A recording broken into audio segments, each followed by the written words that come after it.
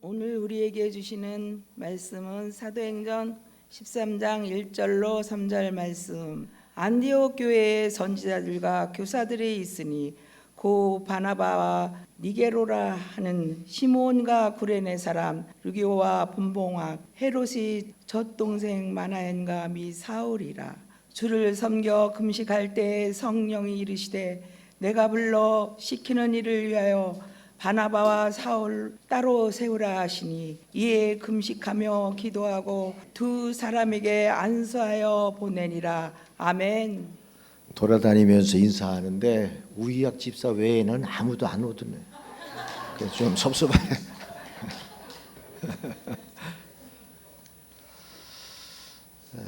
이렇게 38주년 걸개 그림을 보는데 지금은 이렇게 완성된 교회 예배당이지만은 2001년 입당하기 전까지 이 소리를 좀 맑은 소리를 내주세요. 좀 어둡네 소리가. 이 건축업자가 H빔만 세워놓고 더 이상 건축 못하겠다고 그랬어요. 그래서 비 맞고 H빔에 녹물만 줄줄 흐르는데 이거 언제 어떻게 이 건물을 완성해야 되나. 돈도 하나도 없고 IMF 시절인데 그래서 침례신학대학 계단 강의실 빌려서 6개월간 집시처럼 매주일 이렇게 떠돌이 예배를 드리고 그랬거든요. 그러다가 이 지하실만이라도 어떻게 만들어서 예배 드려야겠다.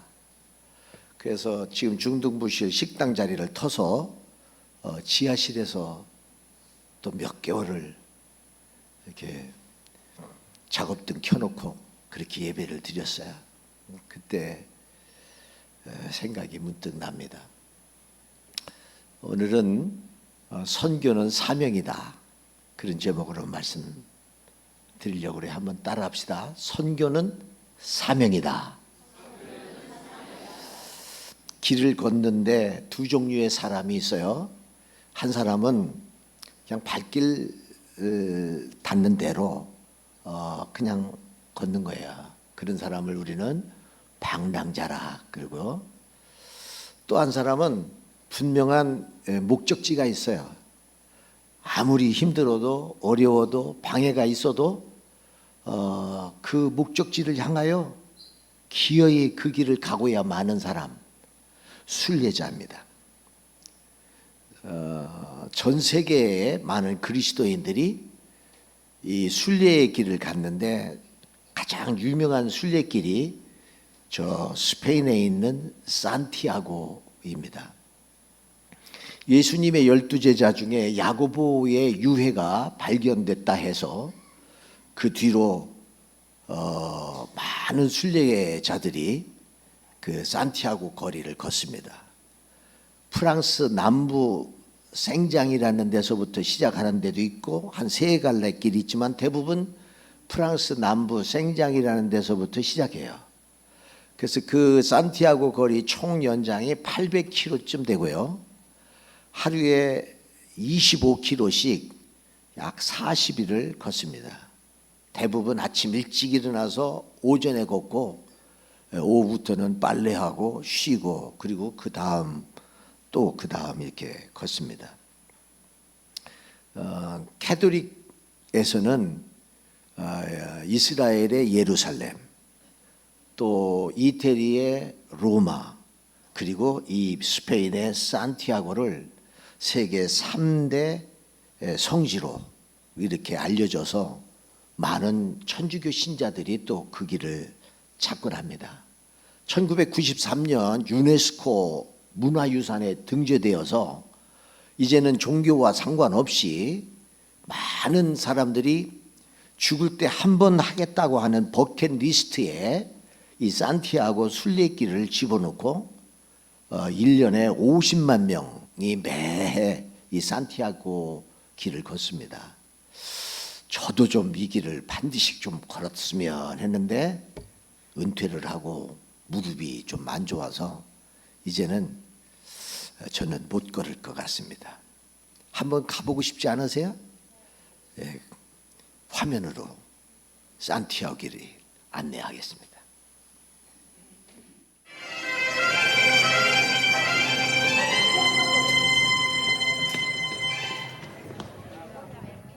나도 산티아고를 걸었다.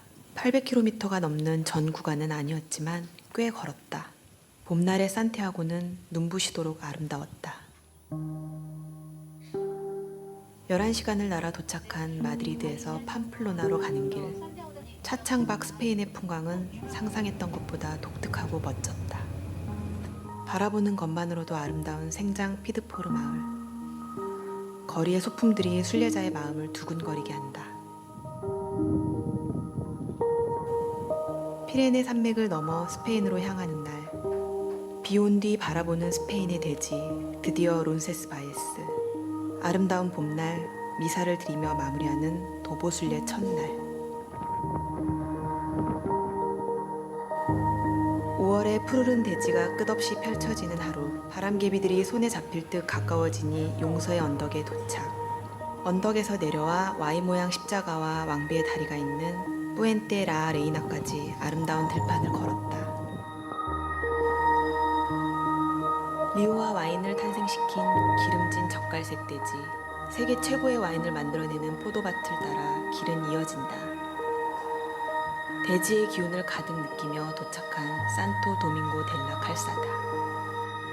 그리고 스페인 3대 고딕 성당 중 하나인 부르고스 성당과의 만남.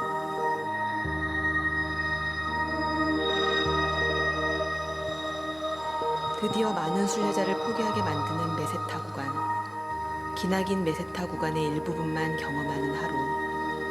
운하를 따라 그림처럼 펼쳐지는 풍광이 기다린다.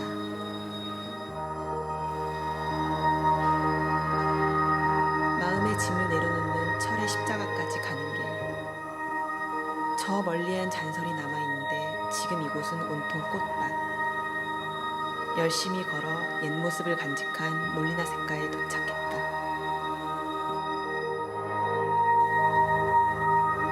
그리고 잠시 쉬어가는 시간, 성곽도시 폼페라다에서의 산책. 드디어 가까워지는 산티아고 데 콤포스텔라, 이제 갈리시아다.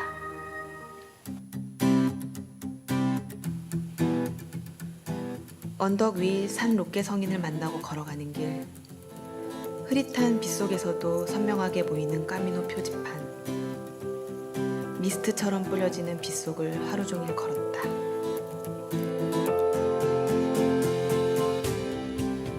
드디어 산티아고 데 콤포스텔라까지 100km. 산티아고가 아름다웠던 건 미소로 반겨주던 이들과 거친 숨소리가 가득한 길 위를 채워주는 친구들 때문이었다. 비가 내리고 나면 어김없이 강렬한 햇살이 비추는 길. 갈리시아의 하늘엔 오늘도 구름이 넘실거렸다. 5월의 산티아고는 화려하고 아름다운 길이었다.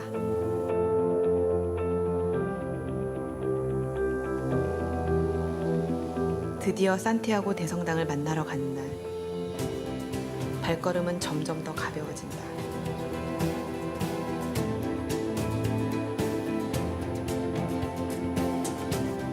무시아와 피니스테레에서 마지막 까미노 표지판을 만난다.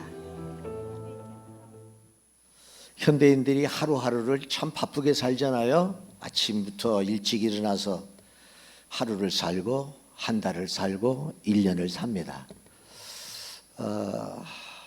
12월이 되면 금년 한 해 내 삶은 어떤 의미가 있고 어떤 열매를 맺혔는가 생각하게 되고 저 역시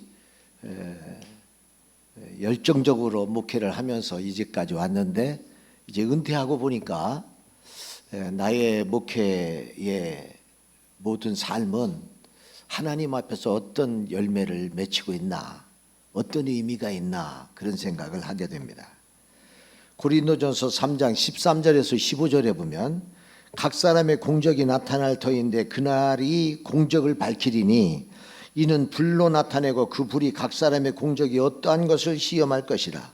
만일 누구든지 그 위에 세운 공적이 그대로 있으면 상을 받고 누구든지 그 공적이 불타면 해를 받으리니 그러나 자신은 구원을 받되 불 가운데서 받은 것 같으리라 했습니다.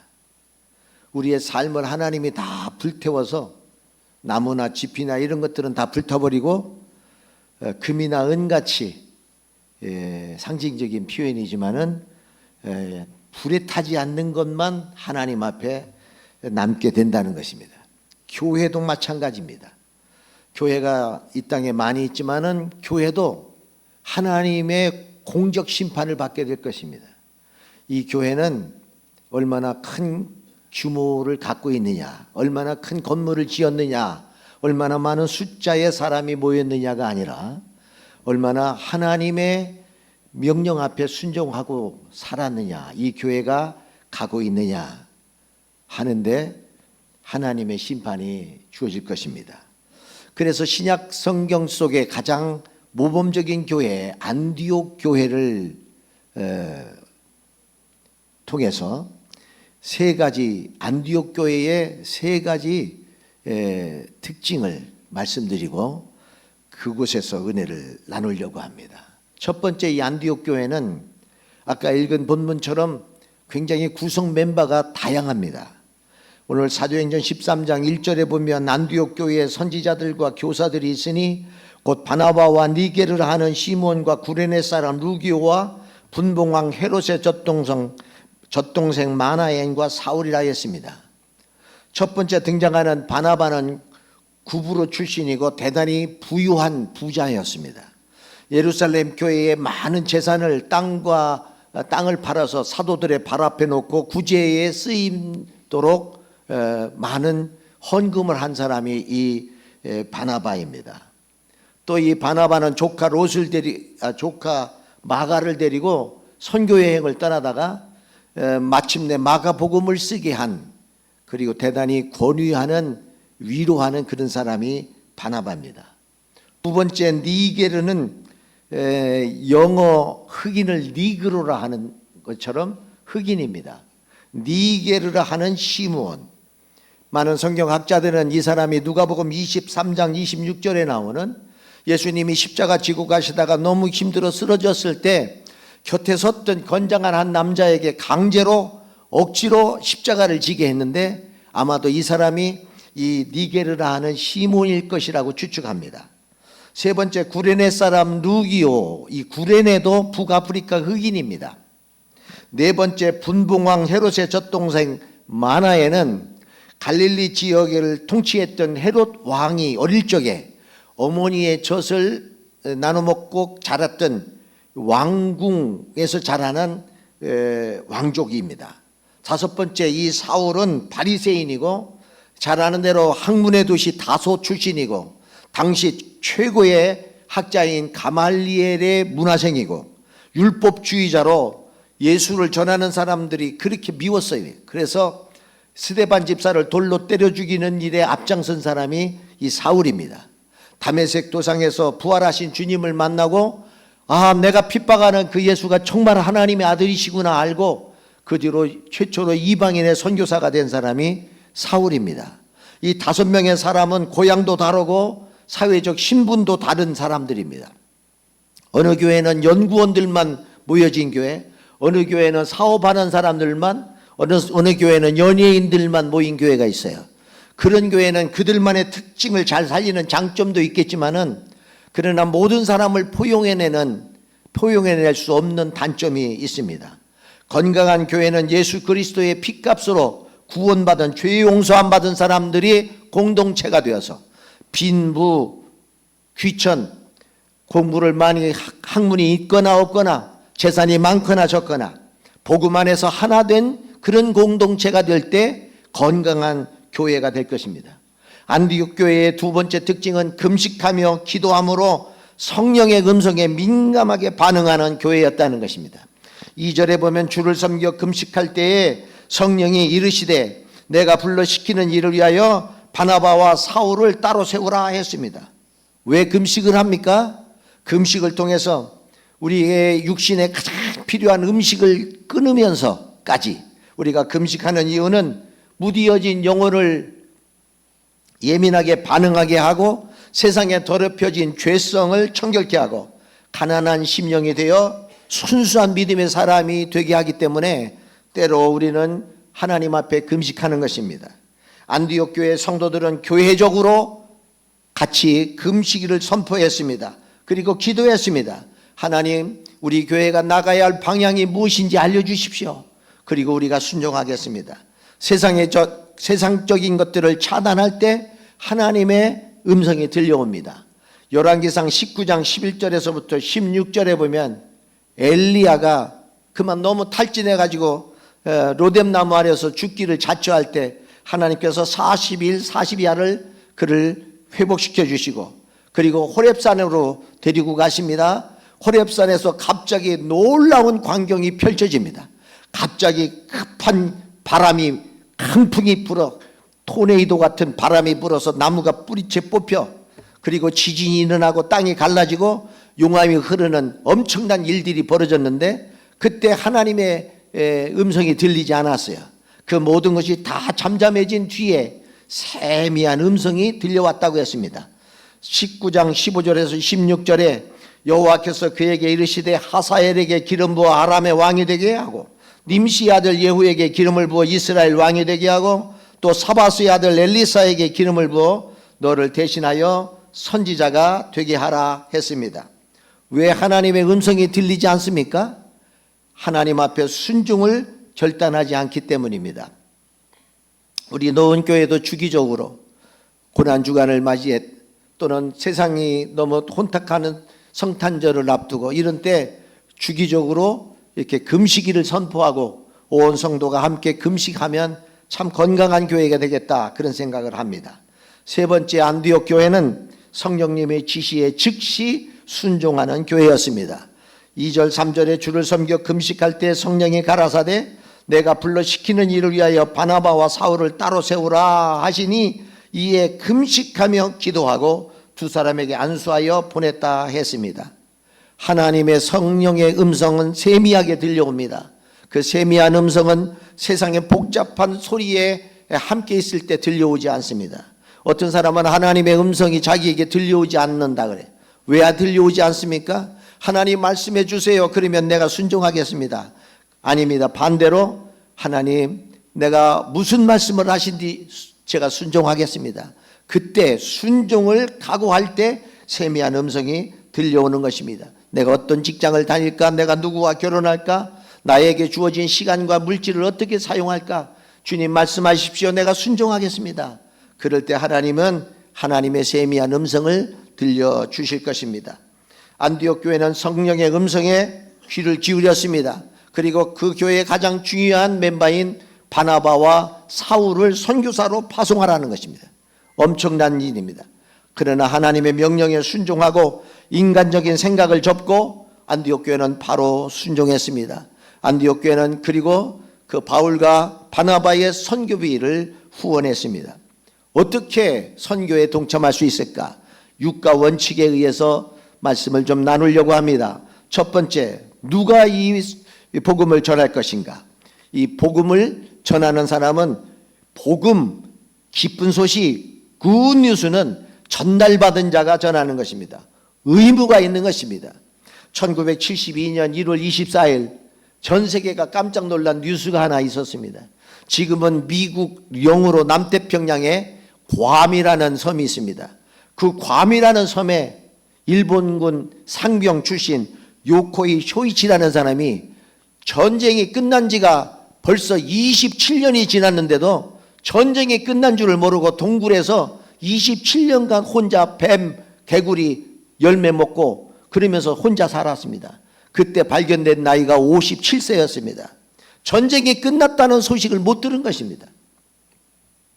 전쟁이 끝났다는 소식보다 더 귀한 소식은 예수 그리스도로 우리의 죄 사함을 받는다는 복음의 소식인 줄로 믿습니다. 두 번째, 언제 전해야 합니까? 복음 기쁜 소식을 전달받은 즉시 전하는 것입니다. 예수님이 가시는 곳곳마다 인산인해를 이뤘습니다. 수많은 사람들이 몰려들었습니다. 어떻게 그런 사람들이 그렇게 몰려들었습니까? 기쁜 소식이 들렸기 때문입니다. 모든 병자가 나섰습니다. 귀신이 떠나갔습니다. 배고픈 사람들이 오병이의 기적을 통하여 배불리 먹고 남은 12광주리가 남는다는 소식을 들었습니다. 이런 기쁜 소식은 금방 확산되는 것입니다. 맛집은 특별히 소문내지 않아도 소문이 금방 납니다. 맛있고 가격도 좋고 그러면 길게 줄을 서서 그 맛집 앞에 기다리고 있는 것입니다. 세 번째, 어디로 이 복음을 전해야 합니까? 복음이 전해지지 않은 미전도 종족 지역으로 복음을 전해야 합니다. 그것을 학교를 세우고 병원을 세우고 교회를 세우고 미개한 그 사회를 깨워내야 하는 것입니다. 네 번째, 어떻게 전합니까? 바울과 선교사처럼 내가 헌신하는 것입니다. 미국의 신실한 크리스찬 청년들은 대학 4년 만에 졸업하는 것을 오히려 수치스럽게 여기는 젊은이들을 봤습니다. 내가 평생은 선교를 못해도 내 4년 대학 기간에 1년 정도는 선교지에 가서 내가 선교사를 돕겠다. 그래서 필리핀에도 가니까 많은 영어 가르치는 청년들이 1년 단기 선교 헌신한 사람들을 많이 봤습니다. 우리 교회가 선교사를 파송하고 또 이렇게 협력하고 또 우리가 직접 파송을 안 했더라도 목장별로 선교사를 지정해서 협력하고 기도와 물질로 이렇게 선교할 수가 있을 것입니다. 사람들이 재정이 넉넉해지면 선교하고 나중에 여유가 있으면 시간적으로 모든 면에서 여유가 있으면 선교하겠다고 그렇게 생각하는 사람 많습니다. 돈도 나중에 돈 많이 벌어서 선교하겠다는 사람도 많습니다. 그러나 그거는 신앙적인 자세가 아닙니다. 성경은 언제나 믿음이 먼저입니다. 예수님이 3,000명, 5,000명 모인 그 들판에서 예수님이 제자들에게 너희가 먹을 것을 주어라 그렇게 말씀하세요. 저는 이 말씀이 참으로 황당하다고 들렸습니다. 아니 어떻게 이 많은 사람을 먹입니까? 어떤 제자는 이 3,000명을 먹이려면 돈이 얼마 드는가 계산했습니다. 그러나 어떤 제자는 보리떡 5개, 물고기 2마리 찾아가지고 예수님 손에 얹어드렸습니다. 어떻게 3,000명을 배불리 먹였을까요? 기도하시자마자 막 그 빵덩어리가 집덩이만큼 커졌을까요? 물고기 2마리가 고래만큼 커졌을까요? 그러면 전달하기도 어려웠을 것입니다. 여전히 부족한 빵 5개, 여전히 부족한 물고기 2마리였을 것입니다. 12명에 나눠도 또 부족한 것입니다. 근데 그 보잘것없는 그것 가지고 떼면 또 생기고 떼면 또 생기고 기적이 일어난 것입니다. 우리 노원교회가 여기까지 오는 데는 참 수많은 어려움도 있었겠지만은 6번, 5번 건축했고 6번 미션센터 건물은 샀습니다. 그때마다 교회 재정 모아놓고 한 적은 단 한 번도 없었습니다. 이 노원교회를 지을 때는 IMF 절정기에 1999년부터 시작했으니까 가장 어려울 때 교회가 빅딜하고 다 문 닫고 막 그럴 때 저는 믿음으로 시작했습니다. 제가 70세가 된 해가 3년 전이었는데요. 제가 70세 생일잔치 한번 하는 것으로 끝날 게 아니라 기념으로 기념예배당을 한번 줬으면 좋겠다. 오늘 일부 예배 때는 박병삼 선교사님이 여기 앉았다가 가셨는데 그 박병삼 선교사님에게 제가 잔치할 수 있는 돈을 드렸어요. 뭐 많지는 않지만 그래서 드렸더니 미개한 그 벌거벗고 사는 사람들 그런 그 산간 마을에 들어가 가지고 거기에 교회를 하나 줬어요. 그 교회가 암파르라는 교회인데 화면 안 나옵니까?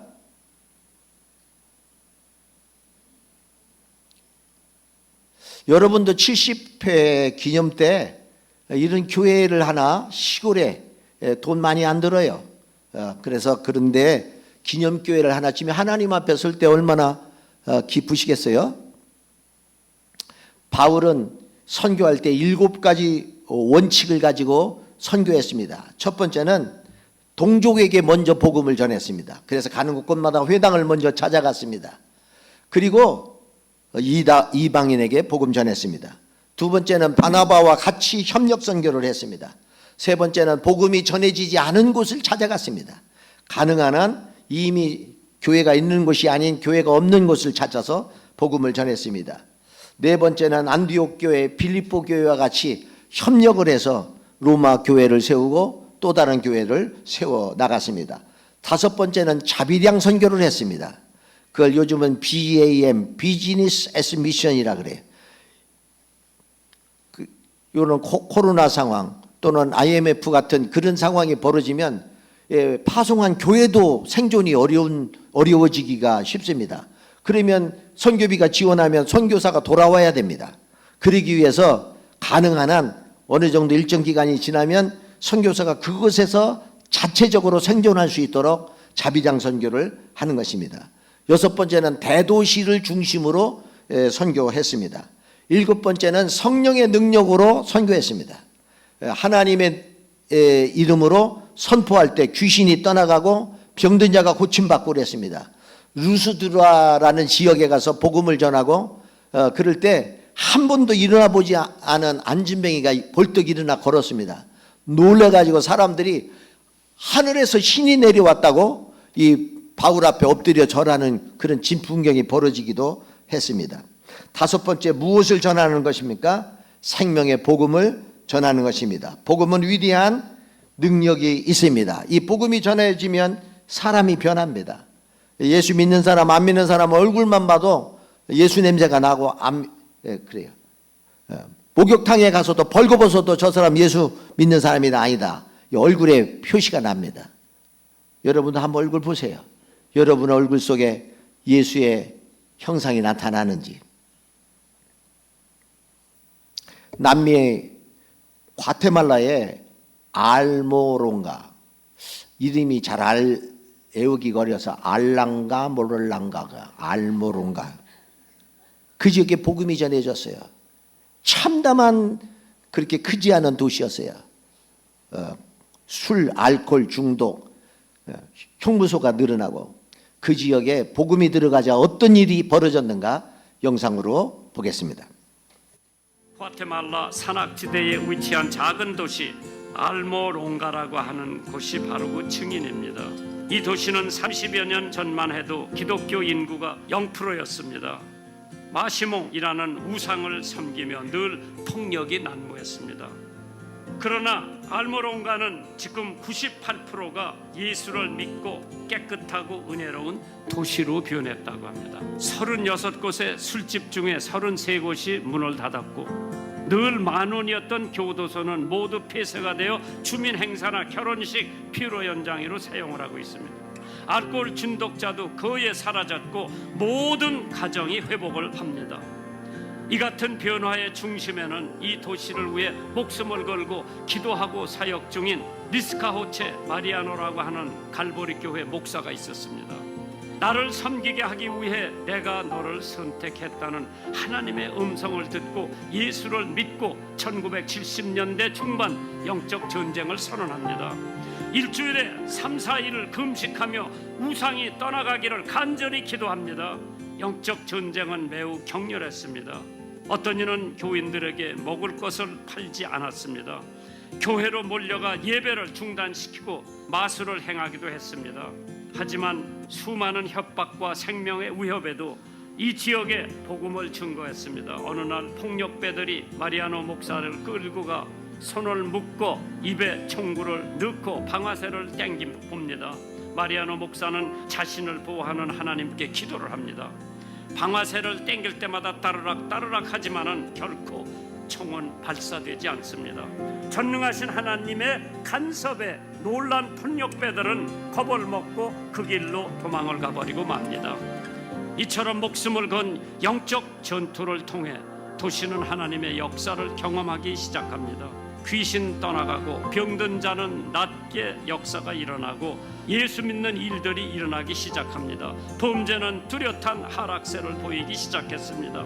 돌 세례를 퍼붓던 깡패들이 모두 변화되어 지역 목사들이 되는 기적적인 일이 일어나고 있었습니다. 이 알모롱가 지역은 굉장히 땅이 척박해서 비도 잘 내리지 않고 농사가 잘 되지 않았어요. 그런데 이 복음이 전파되자 하나님이 그 땅도 고치셨어요. 산무작 그 농사를 짓게 됐고요. 그리고 비가 자주 내려오게 되었습니다. 비가 내리지 않아서 그 척박한 땅에 이제는 채소가 얼마나 많이 자라는지 해외에 수출하는 곳이 됐어요. 그래서 사람들은 그곳을 아메리카의 채소 정원 테레사라는 여인이 있었는데 죽었어요. 장례를 치릅니다. 그런데 하나님께서 갑자기 이 마리아노 목사님에게 예수의 이름으로 일어나라고 선포하라고 해요. 아니, 장례식장 치르러 가서 죽은 시신 앞에 일어나라고 선포한다는 게 쉽지 않잖아요. 그런데 성령의 강력한 감동이 있어서 시신을 향해서 외쳤습니다. 테레사야, 일어나라. 그 테레사가 살아 일어났습니다. 거기에 참석했던 수많은 사람들이 다 예수 믿고 돌아오는 역사가 일어나기도 했습니다. 여섯 번째, 왜 우리는 복음을 전해야 합니까? 주님의 지상명령이기 때문. 이 주님의 지상명령을 The Great Commission이라고 그래요. 지상이라고 하니까 땅 위에서 한 명령, 그런 뜻으로 생각하면 안 되고 최고의 존엄한 명령, 그런 뜻입니다. 가장 위대한 명령입니다. 그러므로 우리 주님의 이 지상명령은 우리가 선택할 수 있는 게 아니고 우리가 순종하는 명령입니다. 암행어사가 탐관오리 앞에 마패를 흔들고 어명이요 하고 외치면 모든 사람들은 무릎을 꿇습니다. 어명 앞에 모든 사람이 무릎을 꿇듯 하나님의 이 선교적 명령 앞에는 우리가 모두 다 순종해야 될 줄로 믿습니다. 마태, 마가, 누가복음을 공관복음서라 그럽니다. 이 공관복음서의 마지막 편론은 언제나 이 선교 명령으로 끝나고 있습니다. 마태복음 28장 19절에서 20절에 그러므로 너희는 가서 모든 민족을 제자로 삼아 아버지와 아들과 성령의 이름으로 침례를 베풀고 내가 너희에게 분부한 모든 것을 가르쳐 지키게 하라. 볼지어다 내가 세상 끝날까지 너희와 항상 함께 있으리라. 제자 삼고 침례 주고 가르쳐 지킬 때까지 교육하라는 것입니다. 그러면 내가 세상 끝날까지 너와 함께 하겠다는 것입니다. 언제 하나님이 동행해 주시나요? 이 선교적 명령에 순종하는 자들에게 하나님은 임마누엘을 약속해 주신 것입니다. 두 번째, 마가복음 16장 15절에서 16절에 너희는 온천에 다니며 만민에게 복음을 전파하라. 믿고 침례받는 사람은 구원을 얻을 것이요 믿지 않는 사람은 정죄를 받으리라. 구원받는 길을, 복음을 선포하라는 것입니다. 누가복음 24장 46절에서 48절에 이르시되 그리스도가 고난을 받고 제3일에 죽은 자 가운데 살아날 것과 또 그의 이름으로 죄사함을 받게 하는 회개가 예루살렘에서 시작하여 모든 족속에게 전파될 것이니 기록되었으니 너희는 이 모든 일의 증인이라 했습니다. 예수님이 부활하실 것과 예수 그리스도의 이름으로 죄사함 받는 침례를 전하라는 것입니다. 선교는 값비싼 헌신, 대가를 요구합니다. 쓰고 남는 시간, 쓰고 남는 물질을 드리는 것이 아닙니다. 내가 쓰기에도 부족하지만 나에게 바쁜 시간이지만 그 바쁜 시간 부족한 물질을 구별하여 드릴 때 하나님의 역사가 일어나는 것입니다. 하나님의 역사는 언제나 먼저 그의 나라와 의를 구하는 것입니다. 개인의 삶에도 마찬가지입니다. 먼저 구할 것을 먼저 구하고 먼저 그의 나라와 의를 구하라. 그리하면 무엇을 먹을까 마실까 입을까 그런 거는 걱정도 하지 마라 그랬습니다. 먼저 먹을 것 찾고 입을 것 찾으니까 하나님의 의와 하나님의 나라가 멀어지는 것입니다. 전에는 제자훈련이 끝나면 양화진에 또 용인에 있는 100주년 기념관을 가곤 했습니다. 양환 서울 양화진 묘역에 가보면 서양 선교사님들 417명의 시신이 안장되어 있습니다. 각기 그 사연들이 간단하게 적혀 있고 수많은 선교사들이 130여 년 전에 이 척박한 이 조선 땅에 그 좋은 명문대학을 나온 양반집 자제들이 아주 훌륭한 가문의 자녀들이 젊은 나이에 헌신해서 이 조선 땅에 와 선교하다가 돌아가신 분들입니다. 특별히 캐드릭이라는 여자 처녀 선교사는 내가 조선 땅에 가서 어떻게 선교할까. 그래서 간어도 배우고 뭐도 배우고 막 이렇게 조선 말도 배우고 2년 동안을 열심히 준비하고 와가지고 오자마자 그만 병에 걸려 버렸어요. 그래서 9개월 만에 죽었습니다. 고향 텍사스에 있는 자기 고향 교회에 편지한 내용이 묘비에 적혀 있어요. 내게 1000개의 생명이 있다면 모두 조선을 위해 바치리라. 제가 박사 공부를 하면서 미국의 어느 그 시골 마을의 교회에 갔어요. 갔는데 시골 농부들이 이렇게 앉아 있어가지고 제가 갑자기 즉흥 설교를 했어요. 여러분 고맙습니다. 여러분들이 50년 전에 60년 전에 여러분들이 보내준 옷 입고 여러분이 보내준 그 우유가루 그거 먹고 제가 이렇게 살았습니다. 고맙습니다. 그랬더니 굉장히 기뻐하더라고요. 그렇습니다. 우리가 남아서 쓸고 있는 것 넘쳐서 선교하는 건 아닙니다. 그렇게 하면 못합니다. 양화진의 유래를 영상으로 잠깐 보여드리겠습니다.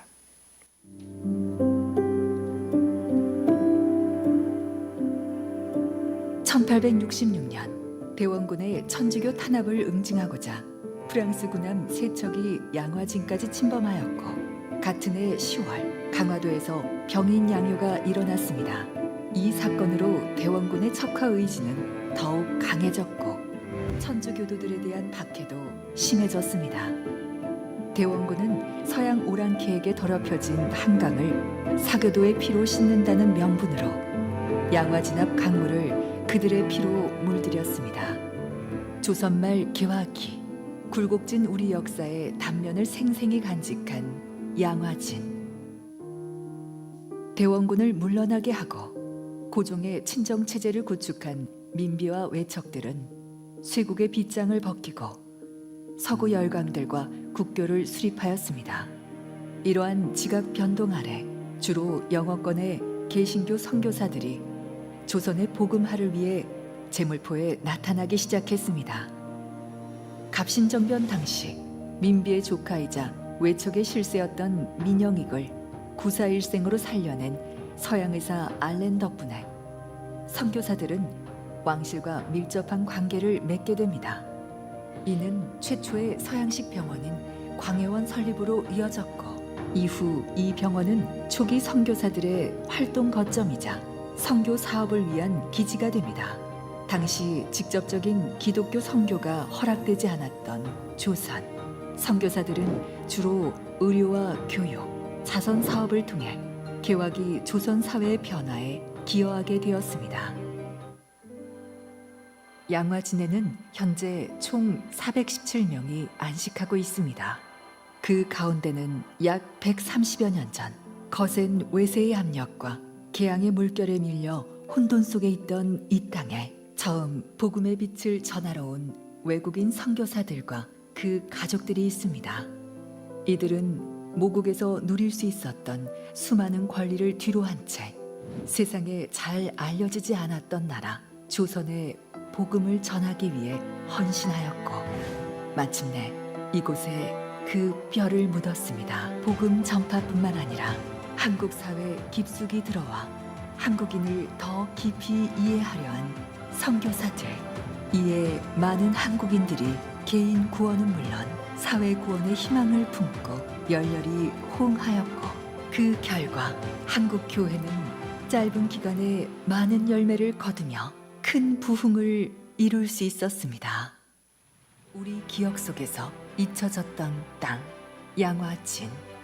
우리 민족의 험난했던 근대사를 반추해 볼 수 있는 사색의 공간이자 외국인 선교사 묘원과 천주교의 절두산 순교 성지가 연결된 세계에서 보기 드문 신교와 구교 만남의 장소, 양화진. 이제 양화진은 한반도 복음화에 헌신한 선교사들의 믿음과 사랑을 되새기는 기억의 터이자 성교 200주년을 향한 새로운 소망을 꿈꾸는 비전의 터가 되었습니다. 용인에 가면 기독교 100주년 기념관이 있어요. 이래 산 전체를 어느 권사님이 기독교 선교단체에 기증해서 그곳에 기독교 100주년 기념관을 줬어요. 그곳에 많은 사람들의 순교자들 이름이 있는데 우리가 버스를 대절해서 거기를 자주 갔었습니다. 가서 그 기념관 앞까지 버스가 가지만은 버스를 저 아래로 내려보내고 내려갈 때는 걸어서 내려가라 그랬어요. 그때 좌우에 그 기독교 100주년 좌우에 큰 기념 돌비가 쫙 있어요. 보여주실까요? 저 돌비를 하나하나 읽으면서 내려옵니다. 많은 사람들이 목사님, 장로님, 권사님, 집사님들이 이름이 적혀 있어요. 그리고 평생 자기 가슴에 좌우명으로 삼았던 성경 구절 하나씩이 저기에 쓰여 있어요. 제일 많이 쓰여 있는 것이 한 알의 밀알이 땅에 떨어져 썩으면 많은 열매를 맺고, 그 말이 제일 많이 있더라고요. 제가 그걸 보면서 저도 언젠가 제가 순교할지 자연사할지는 모르겠지만 제 묘비명에 새겨질 성경 구절을 하나 정해야겠다. 그래서 히브리서에 있는 말씀 하나를 정한 적이 있습니다. 아직 안 정했다면 여러분도 한번 여러분 묘비명을 지금 정하셔야 돼. 그래야 그렇게 살다가 죽습니다. 죽은 다음에야 그 누군가 그랬대지요. 허둥지둥 살다가 이럴 줄 알았다. 그 유명한 그 영화 감독, 그 사람 묘비명에 그렇게 쓰였대잖아요. 근데 그렇게 살다가 가면 안 될 것입니다. 돌비는 소리 없는 함성으로 들려옵니다. 선교 복음이 전해지는 곳에 주님의 시선이 집중됩니다. 이 귀한 생명의 복음을 들고 그 열악한 환경 속에 가서 복음을 전하고, 꼭 선교지에 가지는 않더라도 내 직장에서, 내 주변에서 나를 조롱하는 사람들 앞에 이 생명의 복음을 전하는 그때 하나님이 그들과 함께 하십니다. 하나님은 소자에게 물 한 컵 주는 것도 내가 반드시 잊지 않고 상급을 주겠다고 약속하셨습니다. 우리 교회가 지하 43평 얻어서 개척할 때부터 피지 선교사 후원했습니다. 같이 협력했습니다. 매년 단기 선교사 보냈습니다. 선교사가 오면 수요일 날마다 간증시켰습니다. 또 선교사가 없으면 수요일 날 선교지 사진으로 보여주고 기도 제목을 나누고 그 선교사를 위해서 기도했습니다. 하나님은 우리 교회가 여기까지 오는 동안 단 한 번도 재정적으로 어려움 겪지 않았습니다. 단 한 달도 이자를 못 낸 적이 없습니다. 하나님이 지켜주시는 것입니다. 먼저 그의 나라와 의를 구하면, 교회만 아닙니다. 개인도 마찬가지입니다. 개인도 먼저 그의 나라와 의를 구할 때 하나님이 그 삶을 지켜주시는 것입니다. 저는 은퇴하고 나니까 수입이 좀 적었지만은 그러나 오히려 제가 헌신도를 높였습니다. 제 수입의 40%를 내가 하나님께 드리겠습니다 하고 지금 살고 있습니다. 선교사를 돕기도 하고 개척교회를 돕기도 하고 내 주변의 사람들에게 40%를 내가 하나님께 헌신하며 살기로 제가 세미한 음성을 그렇게 들었습니다. 그래서 그렇게 실천하고 있습니다. 오늘 아침에 일어나자마자 우리 집사람이 이번 달 냈냐고 그래서 내고도 남았다고 내가 그랬습니다. 하나님의 시선은 복음이 전파되는 곳에 함께 하십니다. 우리 여러분 개개인도 그렇고 우리 교회도 하나님이 기뻐하는 이 생명의 복음을 전하는 일에 헌신하고 투자해서 더 크고 놀라운 역사가 일어나기를 바랍니다. 주의 길을 가리라, 나는 가리라 찬양을 부르겠습니다. 비바람이 앞길을 막아도 나는 가리, 눈보라가 앞길을 가려도 나는 가리, 험한 파도가 앞길을 막아도 나는 가리, 모진 바람 앞길을 가려도 나는 가리.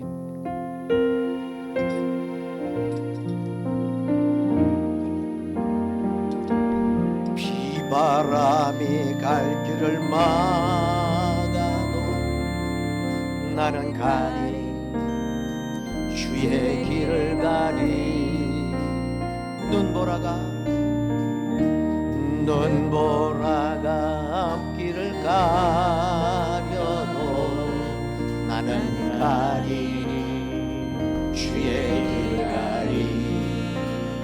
이 길은 영광의 길, 이 길은 영광의 길, 이 길은 승리의 길. 나를 구원하신 주님이 십자가 지고 가신 길, 나는 가리라. 주의 길을 가리라. 주님 발자취 따라 나는 가리라.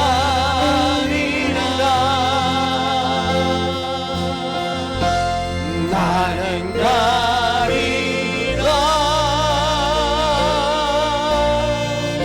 주의 길을 가리라.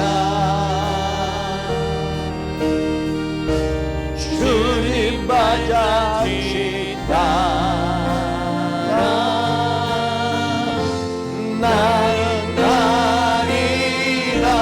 험한 파도 앞길을 막아도, 험한 파도 앞길을 막아도 나는 가리 주의 길을 가리. 모진 바람 앞길을 가려도, 바람 앞길을 가려도 나는 가리 주의 길을 가리. 이 길은 고난의 길, 그러나 생명의 길이다. 이 길은 고난의 길, 이 길은 생명의 길. 나를 구원하신 주님이, 나를 구원하신 주님이 십자가 지고 가신 길, 나는 가리라. 주의 길을 가리라. 주님 발자취 따라 나는 가리라. 나는 가리라. 주의 길을 가리라. 주님의 발자취 나도 가겠습니다. 나는 가리라. 여러분의 입술로 고백하십시오. 여러분에게 주어진 것, 여러분에게 주어진 시간과 재능과 물질을 어떻게 사용하시겠습니까? 주님, 나를 구원해 주신 주님, 나에게 이 생명의 복음을 전해 주신 주님 감사합니다. 내가 예수 때문에 거듭났습니다. 변화받았습니다. 인생이 달라졌습니다. 새로운 비전이 생겼습니다. 사업하는 목적도, 결혼한 목적도, 자녀를 키우는 목적도, 하나님, 우리 교회의 사명은 무엇입니까? 방황하는 교회가 아니라 아버지 순례자의 길을 걷는 목적이 분명한 좋은 교회가 되기를 원합니다. 우리 교회가 그렇게 갈 때 하나님 우리 교회를 더 크고 놀라운 역사로 채워주시고 축복해 주실 줄로 믿습니다. 개개인의 삶을 그렇게 사용해 주십시오. 그래서 영광스러운 삶, 거룩한 삶, 영광스러운 삶, 그리고 하나님의 고난의 길, 이 길이 힘들어도 이 길이 생명의 길임을 알고 하나님 이 길을 걷게 주시옵소서.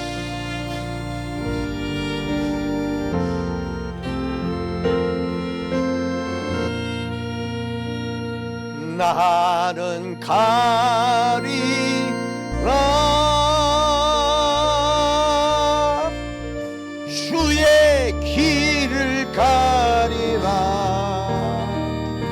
발잔치 따라 주님 발잔치 따라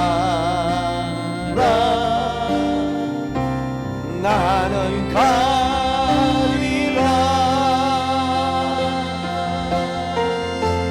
나는 가리라 주의 길을 가리라 주님 발잔치 따라 나는 가리라.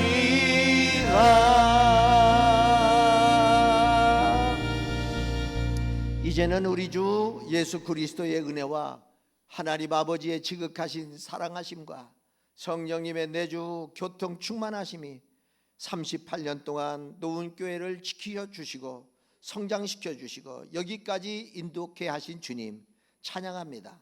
하나님 새로운 또 이대 목사로 우리 강한길 목사님을 축복하시고 더 강하게 쓰시고 더 크게 쓰시고 더 하나님 영향력 있는 교회로 우리 교회를 잘 이끌어가도록 주님 지혜와 용기를 더해 주시옵고 우리 모든 성도들을 축복해 주시옵기를 예수 그리스도의 이름으로 간절히 축원하옵나이다. 아멘.